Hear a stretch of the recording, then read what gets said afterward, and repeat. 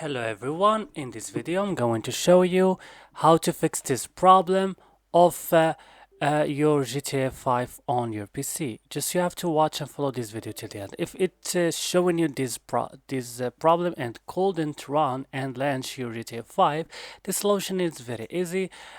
First you go here and click and go to Windows Security like this. If you didn't have this option, just go and click on Window and open Settings.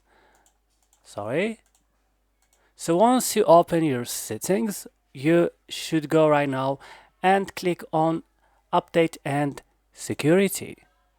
So after this, you go to this list and click on Windows Security.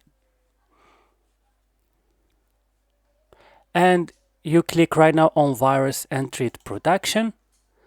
And right now, when you find this page, you should go right now and click on Protection History. So you found here this threat coordinate. You click Yes, and click on Action, and click Restore, and click Yes.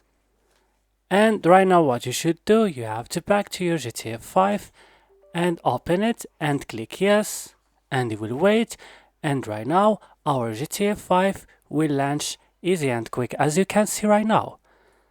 So, if you find guys this video helpful, don't forget to support us by like and also subscribe in this channel, and see you in another video.